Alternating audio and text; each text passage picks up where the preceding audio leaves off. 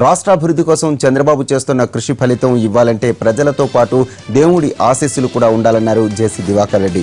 అనంతపురం జిల్లాలో నీరు ప్రగతి కార్యక్రమంలో పాల్గొన్న జేసీ బాబును పొగుడుతూనే సెటైర్లు వేశారు. మీకు చిత్తశుద్ధి ఉన్నంత మాత్రాన కన్న కలలన్నీ నిజమైపోతాయా అని ప్రశ్నించారు. కులం ప్రకారం చూసుకుంటే తనకి కూడా జగన్తో పోవాలని ఉన్నా ఆయన ఓ చేతకాని వాడు కావటం వల్ల విధిలేని పరిస్థితుల్లో టీడీపీలో చేరానన్నారు జేసీ. ఎక్కువ కలలు కట్టారని నా అభిప్రాయం. సార్ ఎట్లా మీరు 2019లో పోలవరం పూర్తి చేస్తామంటారు? నిన్న మీరు కలగన్నారా? మొన్న ఒక మిషన్ 80 కోట్ల రూపాయలు ఏమో ఖర్చు పెడితే నాశనం అయిపోయి. దాన్ని తెప్పించాలంటే మళ్ళా మీకు 3 మాసాలు 4 మాసాలు పడుతుంది.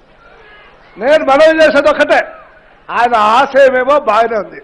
ఇప్పుడు 3 నెలల్లో నేను వైడెన్ చేస్తాను కెనాల్ అంటున్నాను. నేను అంతకంటే మీకు ఎక్కువ చెప్పలేను. మీ ఆశయం బాగుంది. అవసరమైతే లోకేష్ ఒక మూల, మీరు ఒక మూల కూర్చొని రే నువ్వు అక్కడి నుంచి చూడరా, నేను ఇక్కడి నుంచి చూడరా కూడా అంటారు. కానీ ఎన్ని వేల మంది పనిచేయాలా? అందరికీ మీ అంత చిత్తశుద్ధి ఉందా? దీని అన్నిటిపైన ఆ దేవుడు కూడా కరుణించాలి కదా. నేనేమంటున్నా అంటే ప్రజలకు, ఈ రాష్ట్ర ప్రజలకు ఒకటే మనం చేసేది, ఈయన చాలా కళలు కట్టున్నాడు. ఈ కళలన్నీ తొందరలో నెరవేరాలంటే మళ్ళా మనం అందరం మన బాగు కోసం, మన పిల్లల కోసం ఆయన్ని ముఖ్యమంత్రి చేయాల్సినటువంటి బాధ్యత ఉందనేటువంటి మాట దయచేసి మర్చిపోవద్దండి. నేనేమో ఆయన్ను కృష్ణయ్య చేయాలి లేదు కాదు. సార్, నేను మొదటి నుంచి తెలుగుదేశాన్ని వ్యతిరేకించిన వాడిని, కాంగ్రెస్ పార్టీ ఉన్నటువంటి వాడిని. కాంగ్రెస్ పార్టీ చచ్చిపోయి కుళ్ళిపోయి వాసన పడతా అంటే ఇక దాన్ని భరించలేక బయటకు వచ్చాను.